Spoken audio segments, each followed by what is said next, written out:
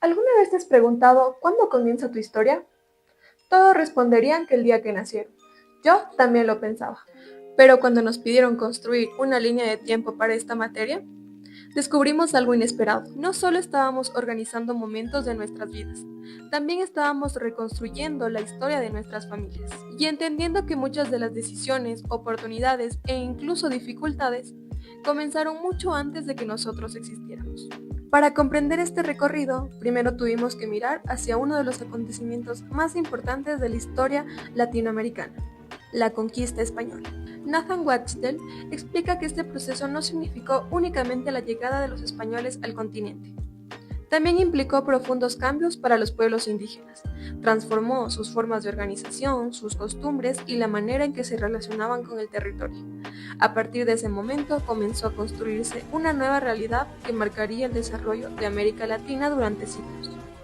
Sin embargo, la influencia de ese periodo no terminó con el fin de la colonia. El sociólogo Aníbal Quijano llamó a ese fenómeno la colonialidad del poder. Una forma de entender cómo muchas relaciones de poder, desigualdades y jerarquías creadas durante la colonia continuaron presentes incluso después de la independencia. Por eso, cuando observamos nuestras propias historias familiares, entendemos que también forman partes de procesos históricos mucho más amplios.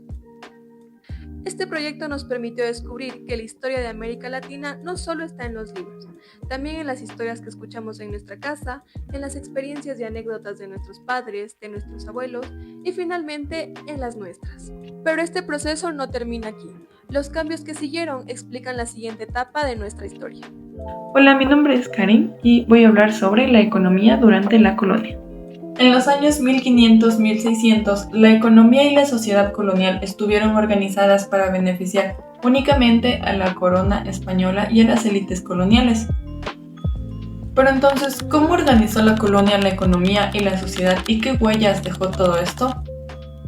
En ese entonces, la economía se sustentó principalmente en la agricultura, la ganadería, la minería y el comercio. El trabajo indígena fue esencial para el funcionamiento de la economía colonial, a través de la aplicación de sistemas como la encomienda, la mita y el repartimiento, que obligaban a las comunidades indígenas a trabajar en minas, haciendas y obras públicas.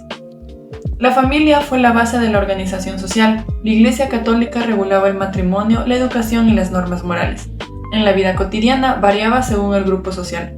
Las élites vivían con mayores comodidades y acceso a la educación, mientras que indígenas, mestizos y afrodescendientes enfrentaban condiciones más precarias y tenían menos derechos. Las ciudades fueron los principales centros administrativos, religiosos y comerciales. Se organizaban alrededor de una plaza principal, donde se ubicaban la iglesia, el cabildo y los edificios del gobierno. En ellas se encontraba el poder político y económico, mientras que las áreas rurales se dedicaban principalmente a la producción agrícola y ganadera. De esta manera, la colonia creó una economía basada en la explotación de recursos y del trabajo indígena, junto con una sociedad jerárquica, en la que la posición de las personas dependía de su origen social y étnico. Estas estructuras dejaron importantes huellas que aún son visibles en América Latina. Por ejemplo, la persistencia de la concentración de la tierra y la riqueza, las desigualdades económicas y sociales entre distintos grupos de población, la discriminación histórica hacia pueblos indígenas y afrodescendientes, la influencia de la Iglesia Católica y del idioma español en la cultura, y por último, la permanencia de instituciones, formas de organización urbana y tradiciones heredadas del periodo colonial.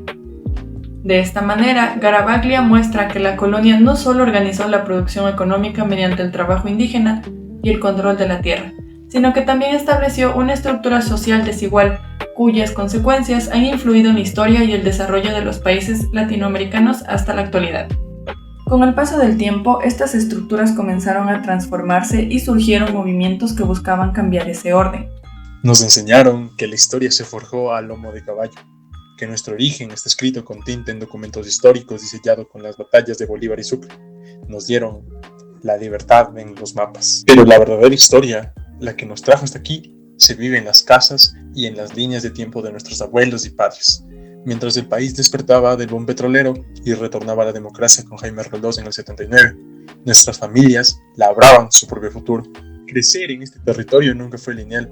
Sobrevivimos a la crisis de la deuda, Vimos desaparecer al Sucre histórico para dar paso a la dolarización y presenciamos cómo la voz de los pueblos irrumpía con fuerza exigiendo un país más justo. En medio de esa nación, en constante ebullición, nacimos nosotros.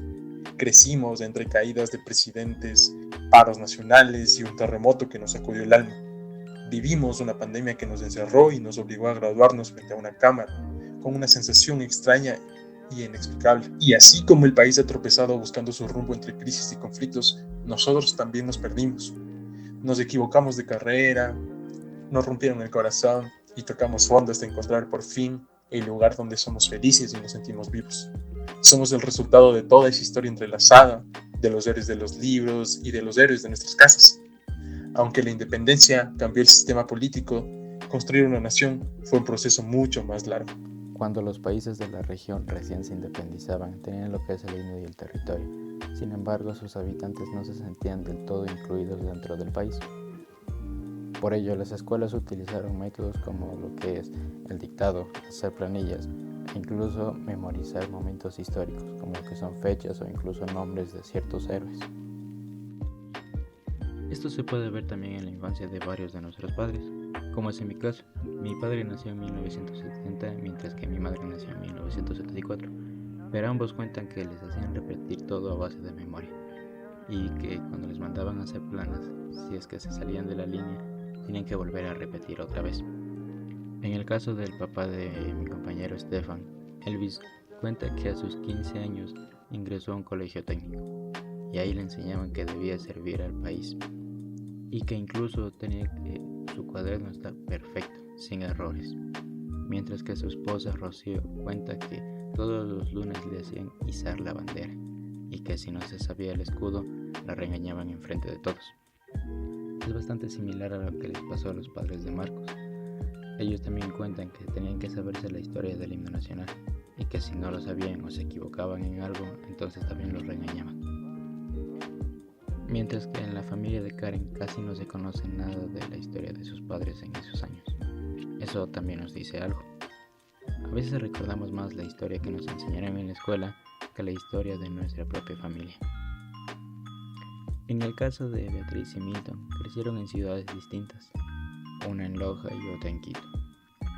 Pero los dos recuerdan lo mismo, el miedo que le tenían a la materia de cívica. Y las tareas que tenías que escribir significaban ser un buen ecuatoriano. Los padres de Stephanie también recuerdan el terror que le tenían a esta materia de cívica, sobre todo porque el profesor los sabía reprender de una manera bastante molesta. Y con el siglo XX llegaron nuevos desafíos económicos y políticos que marcaron la vida de nuestras familias. Notemos que los acontecimientos históricos no transforman únicamente países. Mis abuelos nacieron entre 1950 y 1957. En esos años, América Latina vivió una etapa de revoluciones, golpes de Estado y gobiernos populistas. Sanata decía que el populismo surgió como una forma de acercar el poder al pueblo, aunque también provocó tensiones políticas y económicas en varios países. En 1979 y 1980 nacieron mis papás, Rocío Sánchez y David Quinchiguango. En ese periodo, Ecuador retornó a la democracia también, mientras que otros países seguían enfrentando conflictos internos. Y entre 1998 y 2000 ocurrieron hechos que marcaron la vida de mi familia. Mi papá empezaba su vida laboral y mi mamá ya trabajaba. Y en 1999 se produjo el feriado bancario. Cuando el gobierno congeló los depósitos de los bancos, muchas familias perdieron sus ahorros y pasaron por momentos de mucha incertidumbre. Mi papá me comentaba que durante esta época no le resultó tan complicado debido a que su salario era diario, es decir, no tenía ahorros. Con el fin de estabilizar la economía, Ecuador reemplazó el sucre por el dólar.